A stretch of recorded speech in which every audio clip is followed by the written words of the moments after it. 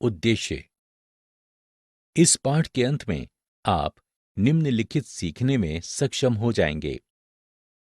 लेखांकन अनुपात का अर्थ बताने में, लेखांकन अनुपात के उद्देश्यों और सीमाओं को जानने में, लेखांकन अनुपात के प्रकारों को जानने में, ये समझने में कि विभिन्न प्रकार के अनुपातों की गणना किस प्रकार की जाती है। लेखांकन अनुपात का परिचय। तुलनात्मक विवरण, समरूप विवरण, प्रवृत्ति विश्लेषण, लेखांकन अनुपात और रोकड़ प्रवाह विवरण को संगठन के वित्तीय विवरण के विश्लेषण का सामान्य उपकरण माना जाता है। यहां हम लेखांकन अनुपात के बारे में जानेंगे, जो हमारी कंपनी की ऋण शोधन क्षमता, कार्यकुशलता और लाभप्रदता के बारे में जानने में मदद करता है। लेखांकन अनुपात का अर्थ। अनुपात एक गणितीय संख्या है जो दो या अधिक संख्याओं के संबंधों की गणना करने में मदद करता है। अनुपात को प्रतिशत, भिन्न, अनुपात और आवर्त में व्यक्त किया जा सकता है। लेखों में जब हम वित्तीय विवरण से ली गई दो लेखांकन संख्याओं का उल्लेख करते हुए किसी संख्या की गणना करते हैं तो उसे लेखांकन अनुपात कहा जाता है। अनुपात विश्लेषण के उद्देश्य। अनुपात विश्लेषण वित्तीय विवरणों द्वारा दिए गए परिणामों की व्याख्या करने के लिए महत्वपूर्ण है। ये उपयोगकर्ताओं को महत्वपूर्ण वित्तीय जानकारी प्रदान करता है और साथ ही उन क्षेत्रों को भी इंगित करता है जहां जांच पड़ताल की आवश्यकता होती है। अनुपात विश्लेषण में अंकगणितीय संबंधों को लागू करके आंकड़ों का पुनः समूहन शामिल होता है। ये जटिल प्रक्रिया है और वित्तीय विवरणों के लिए उपयोग किए जाने वाले नियमों की अच्छी समझ की मांग करती है।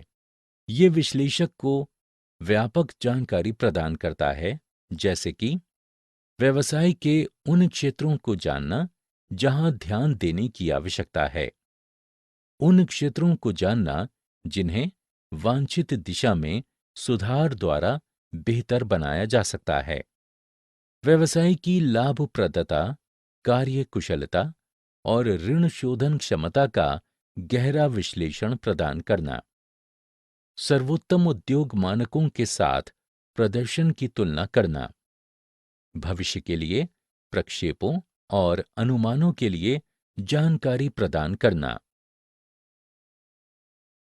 अनुपात विश्लेषण के लाभ। अनुपात विश्लेषण उपयोगकर्ता की व्यवसाय करने की दक्षता में सुधार लाता है। जब किसी गुण धर्म का विश्लेषण किया जाता है तो अनुपात हमें विभिन्न समस्या क्षेत्रों और व्यवसाय के सुदृढ़ बिंदुओं को समझने में सहायता करते हैं। समस्या क्षेत्र भविष्य में स्थिति बेहतर बनाने और ऐसी चीजों का ख्याल रखने में प्रबंधन की सहायता करते हैं। अनुपात विश्लेषण के कई फायदे हैं। निर्णयों की प्रभावकारिता समझने में सहायता करता है। अनुपात विश्लेषण बताता है कि क्या संगठन ने सही तरह का वित्तीय, प्रचालन और निवेश निर्णय लिया है और उन्हें सुधारने में सहायता करता है। जटिल आंकड़ों को सरल बनाता है और संबंध स्थापित करता है। अनुपात विश्लेषण जटिल लेखांकन आंकड़ों को सरल बनाता है और प्रभावी ढंग से वित्तीय जानकारी का सार संक्षेपण करता है। ये फर्म की अर्जन क्षमता, प्रबंधकीय दक्षता और उधार पात्रता का आकलन करने में सहायता करता है। तुलनात्मक विश्लेषण में सहायक। अनुपात की गणना एक वर्ष के लिए नहीं की जाती है, बल्कि वो साल दर साल रुझानों का पता लगाने में सहायता करते हैं। ये रुझान भविष्य में व्यवसाय के बारे में अनुमान लगाने में सहायता करते हैं। समस्या की पहचान। अनुपात विश्लेषण समस्या क्षेत्रों के साथ-साथ व्यवसाय के सुदृढ़ बिंदुओं को खोजने में सहायता करता है, ताकि समस्या क्षेत्रों में सुधार किया जा सके और बेहतर क्षेत्रों को और अधिक चमकाया जा सके। SWOT विश्लेषण संभव बनाता है। अनुपात व्यवसाय में होने वाले बदलावों के बारे में बताता है, ताकि प्रबंधन व्यवसाय के खतरों और अवसरों को पता लगाने के लिए अपने व्यवसाय की ताकत और कमजोरियों का विश्लेषण कर सके। विभिन्न तुलनाएं। अनुपात विश्लेषण व्यापार के लिए मानक तय करने और बाद में व्यवसाय के प्रदर्शन का आकलन करने में सहायता करता है, चाहे ये बेहतर हो या नहीं। व्यवसाय की ऋण शोधन क्षमता, लाभप्रदता का संगठनात्मक। अनुपात विश्लेषण की सीमाएं। वित्तीय विवरणों से उत्पन्न होने वाले अनुपात विश्लेषण की सीमाएं। चूंकि अनुपात की वित्तीय विवरणों से गणना की जाती है, इसलिए वित्तीय विवरण में कोई भी कमजोरी व्युत्पन्न विश्लेषण में भी पहुंच जाती है। अनुपात विश्लेषण की कुछ सीमाएं इस प्रकार हैं। लेखांकन आंकड़ों की सीमाएं। लेखांकन आंकड़े एक साथ संयोजित अभिलिखित तथ्यों, लेखांकन परंपराओं और व्यक्तिगत निर्णयों के सम्मिश्रण को प्रतिबिंबित करते हैं। उदाहरण के लिए, व्यवसाय का लाभ एकदम सटीक और अंतिम आंकड़ा नहीं होता है। ये लेखांकन नीतियों को लागू करने के बाद केवल लेखाकार की सिर्फ राय होती है। इसलिए वित्तीय विवरण उद्यमों की स्थिति की सही तस्वीर प्रकट नहीं कर सकते हैं और इसलिए अनुपात भी वास्तविक तस्वीर नहीं देंगे। मूल्य स्तर में होने वाले परिवर्तनों की उपेक्षा करता है। वित्तीय लेखांकन स्थिर मुद्रा मापन सिद्धांत लागू करता है।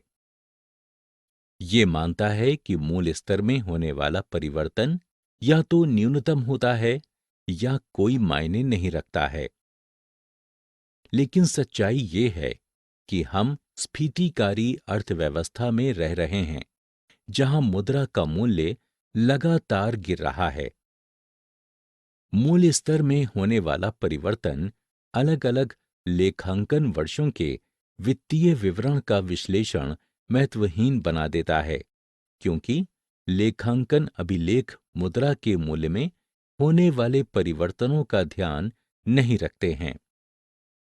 गुणात्मक या गैर मौद्रिक पहलुओं की उपेक्षा करता है। लेखांकन केवल व्यवसाय के मौद्रिक पहलुओं को शामिल करता है। इसलिए अनुपात पूरी तरह गैर मौद्रिक कारकों की उपेक्षा करते हुए केवल मौद्रिक पहलुओं को प्रतिबिंबित करते हैं। लेखांकन व्यवहार में भिन्नताएं। हम स्टॉक के मूल्यांकन, मूल्यह्रास की गणना आदि के लिए अलग-अलग लेखांकन नीतियों का पालन करते हैं। ये भिन्नताएं अतः विभागीय विश्लेषण पर बड़ा प्रश्न चिन्ह लगाती हैं। चूंकि विभिन्न व्यावसायिक उद्यमों में लेखांकन व्यवहारों में भिन्नताएं होती हैं, इसलिए उनके वित्तीय अनुपात की सीमाएं। अब चलिए अनुपात की कुछ सीमाएं जानते हैं। अनुपात की कई सीमाएं हैं। साधन न कि साध्य। अनुपात साध्य तक पहुंचने का साधन है, न कि अपने आप में साध्य। समस्याओं का समाधान करने की क्षमता की कमी। अनुपात संकेतात्मक हैं और समस्याओं का समाधान नहीं प्रदान करते हैं। मानकीकृत परिभाषाओं की कमी।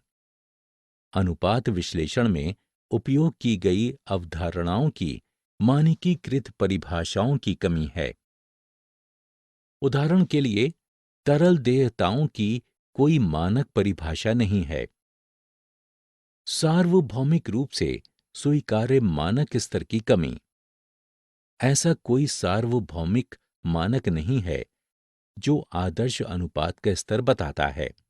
सार्वभौमिक रूप से स्वीकार्य और भारत में उद्योग औसत भी उपलब्ध नहीं है। असंबद्ध आंकड़ों पर आधारित अनुपात। असंबद्ध आंकड़ों पर परिकलित अनुपात अर्थहीन प्रयास होता है। अनुपात के प्रकार। अनुपात को पारंपरिक वर्गीकरण और आधुनिक वर्गीकरण के रूप में वर्गीकृत किया जा सकता है। पारंपरिक वर्गीकरण के आधार पर अनुपात को वर्गीकृत किया जा सकता है। लाभ और हानि विवरण अनुपात। जब हम लाभ और हानि विवरण से दो चरों का अनुपात लेते हैं, तो इसे लाभ और हानि विवरण अनुपात के रूप में जाना जाता है। उदाहरण के लिए, प्रचालन से आगम से सकल लाभ का अनुपात सकल लाभ अनुपात के रूप में जाना जाता है। बैलेंस शीट अनुपात। जब दोनों चर बैलेंस शीट से होते हैं, तो उन्हें बैलेंस शीट अनुपात कहा जाता है। उदाहरण के लिए, चालू देयताओं से वर्तमान परिसंपत्तियों के अनुपात को चालू अनुपात के रूप में जाना जाता है। मिश्रित अनुपात। ये दो विभिन्न विवरणों से दो अनुपातों का संयोजन है, जैसे लाभ और हानि विवरण से एक चर और बैलेंस शीट से एक और चर। इसे मिश्रित अनुपात कहा जाता है। अनुपात के प्रकार। अनुपात का कार्यात्मक वर्गीकरण। कार्यात्मक वर्गीकरण उस उद्देश्य पर आधारित होता है जिसके लिए अनुपात की गणना की जाती है। द्रव्यता अनुपात। हम जानते हैं कि व्यापार को तरल निधियों की आवश्यकता होती है। निवेशकों को देय राशि का भुगतान करने की व्यवसाय की क्षमता को द्रव्यता के रूप में जाना जाता है और द्रव्यता का मापन करने वाले अनुपात को द्रव्यता अनुपात के रूप में जाना जाता है। ये प्रकृति में अल्पकालिक होते हैं। ऋण शोधन क्षमता अनुपात। बाहरी पणधारियों के प्रति अपने संविदात्मक दायित्वों को पूरा करने की व्यवसाय की क्षमता को ऋण शोधन क्षमता के रूप में जाना जाता है और ऋण शोधन क्षमता की स्थिति का मापन करने के लिए परिकलित अनुपात को ऋण शोधन क्षमता अनुपात कहा जाता है। सक्रियता अनुपात। वे अनुपात जिनकी संसाधनों के प्रभावी उपयोग के आधार पर व्यापार प्रचालन की दक्षता का मापन करने के लिए गणना की जाती है। लाभप्रदता अनुपात।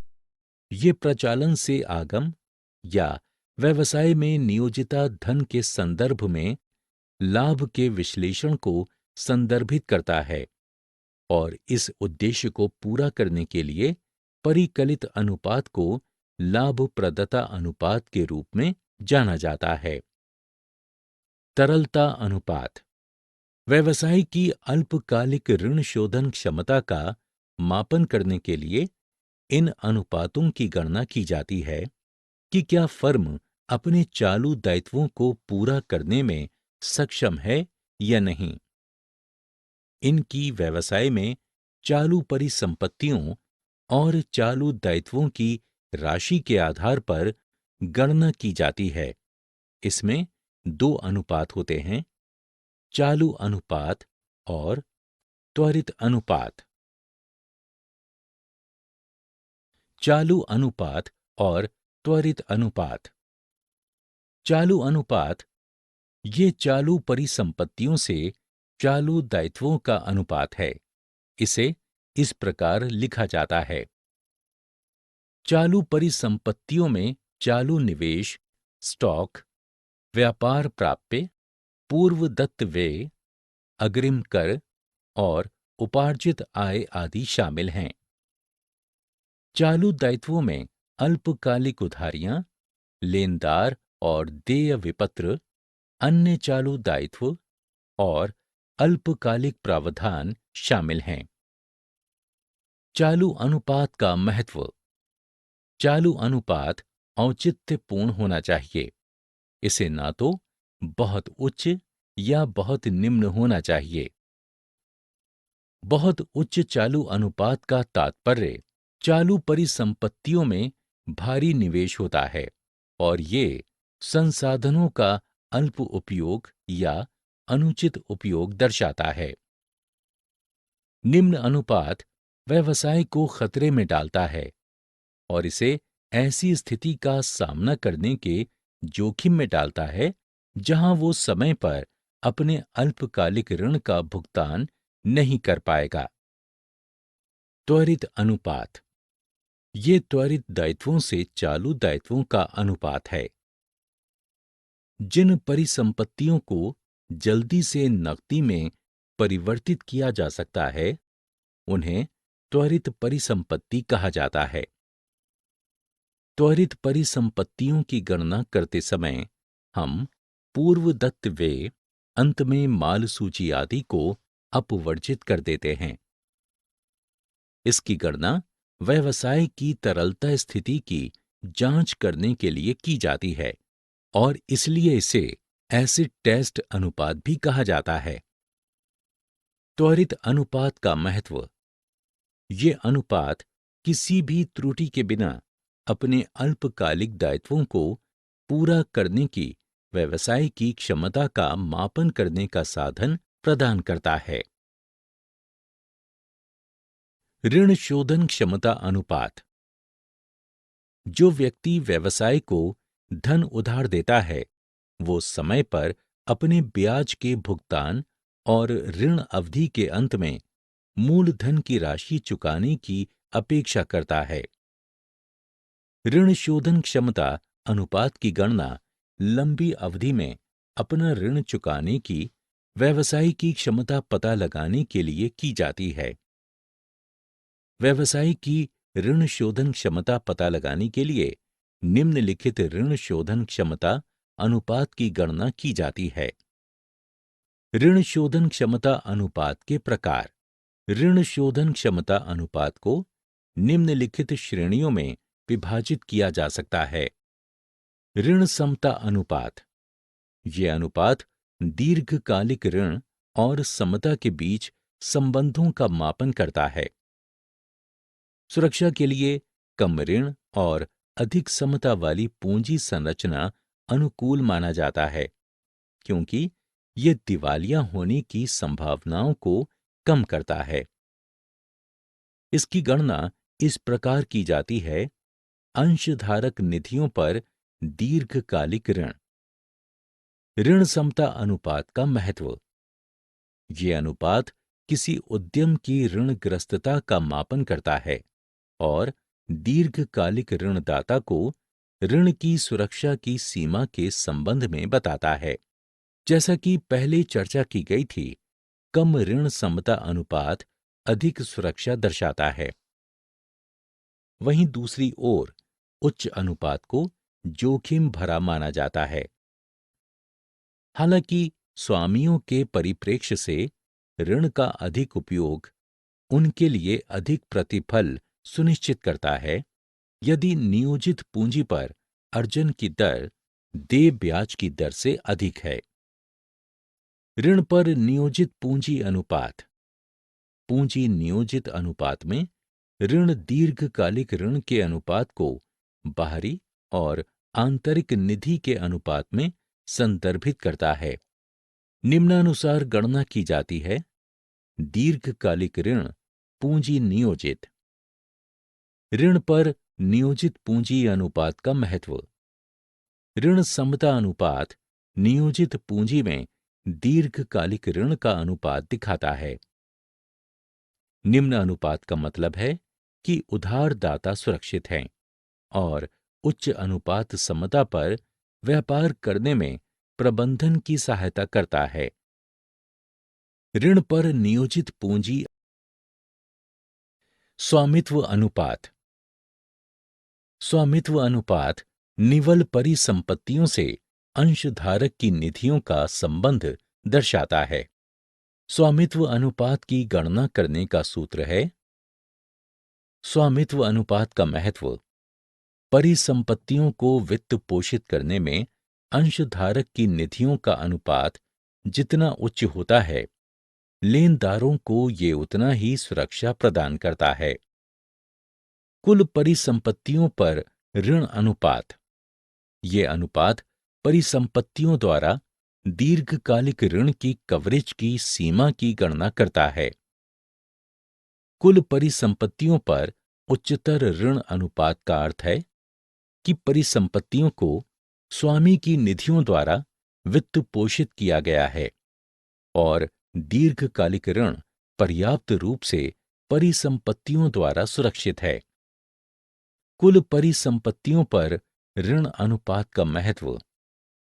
ये अनुपात मुख्य रूप से परिसंपत्तियों को वित्त पोषित करने में बाह्य निधियों की दर और परिसंपत्तियों द्वारा सुरक्षित उनके ऋणों की सुरक्षा की सीमा को इंगित करता है। ब्याज व्याप्ति अनुपात। ये अनुपात ऋण पर ब्याज की उपयुक्तता से संबंधित है। ये दीर्घकालिक ऋणों पर देय ब्याज की सुरक्षा का मापक है। ये ब्याज के भुगतान हेतु उपलब्ध लाभ और देय ब्याज की राशि के बीच संबंध को दर्शाता है। ब्याज व्याप्ति अनुपात का महत्व। ये जितनी बार दीर्घकालिक ऋण पर ब्याज ब्याज के लिए उपलब्ध लाभ द्वारा सुरक्षित होता है, उसे बताता है। उच्च अनुपात ऋण पर ब्याज की सुरक्षा सुनिश्चित करता है। क्रियाशीलता या आवर्त अनुपात। यह अनुपात व्यवसाय की क्रियान्वित गतिविधियों की गति को दर्शाता है। क्रियाशीलता अनुपात ये व्यक्त करता है कि एक लेखा अवधि के दौरान विनियोजित परिसंपत्तियों अथवा परिसंपत्तियों के किसी संगठक को कितनी बार विक्रय में परिवर्तित किया गया है। उच्च आवर्त अनुपात का मतलब परिसंपत्तियों का बेहतर उपयोग है और ये सुधरी हुई दक्षता और लाभप्रदता को दर्शाता है और इस प्रकार दक्षता अनुपात के रूप में जाना जाता है। क्रियाशीलता अनुपात के प्रकार। महत्वपूर्ण क्रियाशीलता अनुपात निम्नानुसार हैं। रहतिया आवर्त अनुपात। ये अनुपात जितनी बार लेखांकन अवधि के दौरान रहतिया प्रचालन से आगम में परिवर्तित होता है, उसकी गणना करता है। ये प्रचालन से आगम की लागत और औसत रहतिया के बीच संबंध को बताता है। रहतिया आवर्त अनुपात का महत्व। इसका उपयोग तरलता का मापन करने के लिए किया जाता है। कितनी बार वर्ष के दौरान रहतिया क्रय और प्रतिस्थापित किया जाता है। रहतिया का कम आवर्त खराब क्रय, अप्रचलित रहतिया इत्यादि के कारण हो सकता है और उच्च आवर्त अच्छा होता है और ऐसा लघु मात्रा में क्रय अथवा नकद प्राप्ति हेतु कम मूल्य पर शीघ्रता पूर्वक बेचने पर भी हो सकता है। व्यापारिक प्राप्य आवर्त अनुपात। वो अनुपात जो प्रचालन से क्रेडिट आगम और व्यापार प्राप्तियों के बीच संबंध बताता है, उसे व्यापार प्राप्य आवर्त अनुपात कहा जाता है। व्यापारिक प्राप्य आवर्त अनुपात का महत्व। जिस गति से व्यापारिक प्राप्य वसूल किए जाते हैं, वो कंपनी की तरलता स्थिति निर्धारित करती है। ये लेखांकन अवधि में जितनी बार प्राप्य आवर्त गुणा और नकद में परिवर्तित होता है, उसे बताता है। उच्च आवर्त का अर्थ व्यापार प्राप्य से त्वरित वसूली होती है। व्यापारिक देय आवर्त अनुपात। व्यापारिक देय आवर्त अनुपात व्यापारिक देय के भुगतान का पैटर्न बताता है। व्यापारिक देय उधार क्रय से बना होता है और ये उधार क्रय और व्यापारिक देय के बीच संबंध व्यक्त करता है। व्यापारिक देय आवर्त अनुपात का महत्व। ये अनुपात औसत भुगतान अवधि को व्यक्त करता है। निम्न अनुपात पूर्तिकर्ताओं द्वारा दीर्घकालीन ऋण अवधि अथवा पूर्तिकर्ताओं को भुगतान में विलंब को प्रदर्शित करता है, जिससे व्यवसाय की प्रतिष्ठा प्रभावित हो सकती है। क्रियाशीलता अनुपात के प्रकार 2। निवल परिसंपत्तियां या विनियोजित पूंजी आवर्त अनुपात। ये अनुपात प्रचालन से आगम और व्यवसाय में विनियोजित पूंजी के मध्य संबंध को व्यक्त करता है। उच्च आवर्त बेहतर क्रियाशीलता और लाभप्रदता को दर्शाता है। निवल परिसंपत्तियां आवर्त अनुपात का महत्व। विनियोजित पूंजी, कार्यशील पूंजी और स्थायी परिसंपत्तियों का उच्च आवर्त अच्छा संकेत है तथा इसका अर्थ संसाधनों का कुशलतम उपयोग होता है। उच्चतर आवर्त कुशलतम उपयोग को दर्शाता है, जिसके परिणाम स्वरूप व्यवसाय में उच्चतर द्रव्यता और लाभप्रदता प्राप्त होती है। लाभप्रदता अनुपात। लाभप्रदता अनुपात व्यवसाय के संसाधनों का उपयोग करके व्यवसाय की अर्जन क्षमता जानने में सहायता करता है। जिस कुशलता से व्यवसाय में संसाधनों का उपयोग किया जाता है और लाभ के बीच संबंध होता है। लाभप्रदता अनुपात के प्रकार। विभिन्न प्रकार के लाभप्रदता अनुपात हैं। आइए उन पर एक एक करके चर्चा करें। सकल लाभ अनुपात। सकल लाभ अनुपात प्रचालन और आगम का प्रतिशत है, जिसे सकल सुरक्षा सीमा भी कहा जाता है। सकल लाभ अनुपात का महत्व। ये उत्पादों की विक्रय पर सकल सुरक्षा सीमा को इंगित करता है।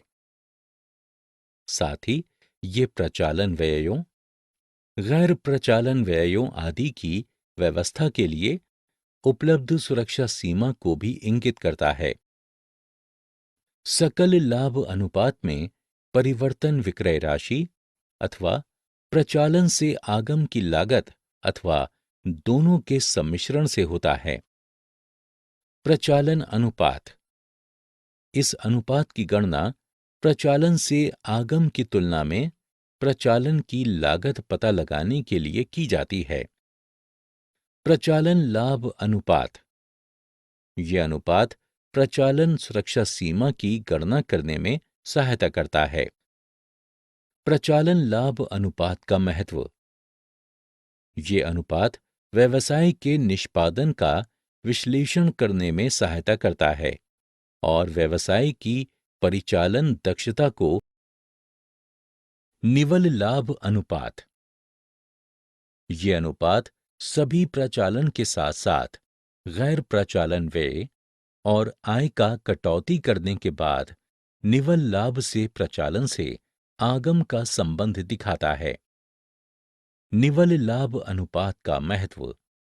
ये व्यवसाय की लाभप्रदता के बारे में बताता है और निवेश पर प्रतिफल की गणना में इसका उपयोग किया जाता है। ये व्यवसाय की समग्र दक्षता के बारे में भी बताता है। नियोजित पूंजी या निवेश पर प्रत्याय। ये अनुपात संगठन द्वारा निधियों के समग्र उपयोग के बारे में बताता है।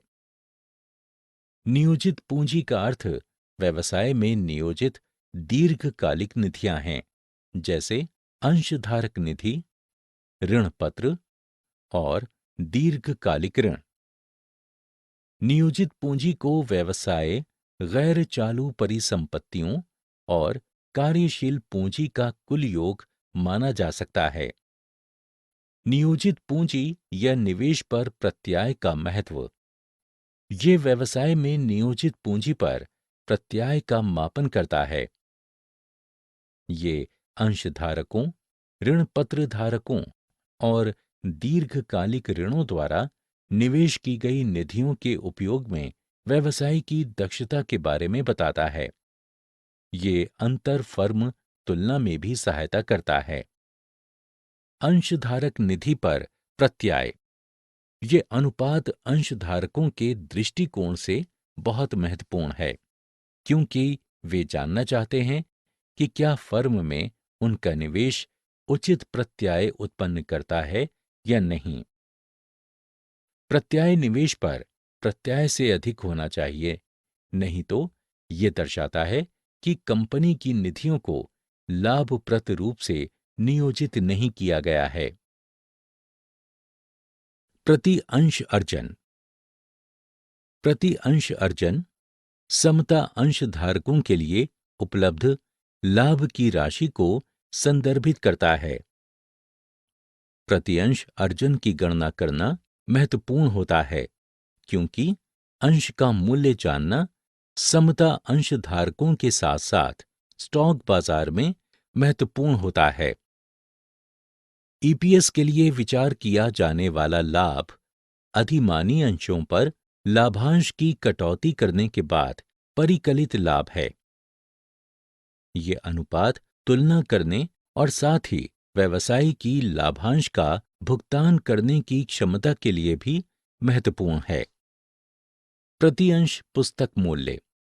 ये अनुपात समता अंशधारकों के लिए पुनः महत्वपूर्ण है, क्योंकि ये समता अंशधारकों की धारकता के मूल्य और अंशों पर बाजार मूल्य के प्रभाव के बारे में बताता है।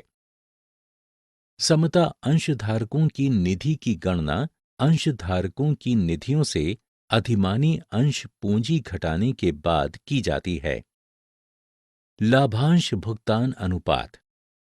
ये अनुपात अंशधारकों को वितरित किए जाने वाले अर्जन के अंश की गणना करता है।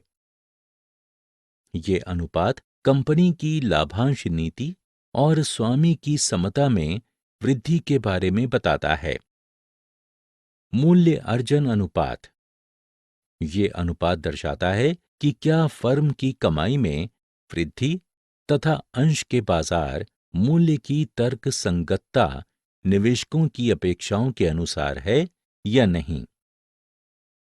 मूल्य अर्जन अनुपात उद्योग से उद्योग तथा कंपनी से कंपनी में भिन्न हो सकता है। एक ही उद्योग में निवेशकों के भावी अवबोधन पर निर्भर करता है। सारांश। हमने जो कुछ सीखा है उसे संक्षेप में दोहराएं। अनुपात एक गणितीय संख्या है जो दो या अधिक संख्याओं के संबंध की गणना करने में सहायता करता है। अनुपात विश्लेषण उपयोगकर्ताओं को महत्वपूर्ण वित्तीय जानकारी प्रदान करता है और साथ ही उन क्षेत्रों को भी बताता है जिनके लिए जांच पड़ताल की आवश्यकता होती है। अनुपात हमें व्यवसाय के विभिन्न समस्या क्षेत्रों और सुदृढ़ बिंदुओं की समझ देते हैं। अनुपात विश्लेषण बताता है कि क्या संगठन ने सही प्रकार का वित्तीय, प्रचालन और निवेश संबंधी निर्णय लिया है या नहीं, और उन्हें सुधारने में सहायता करता है।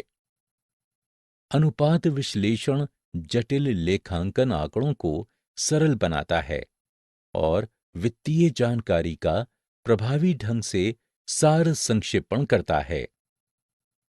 लेखांकन डेटा अभिलेखित तथ्य, लेखांकन परंपराओं और व्यक्तिगत निर्णयों का एक साथ सम्मिश्रण प्रतिबिंबित करता है।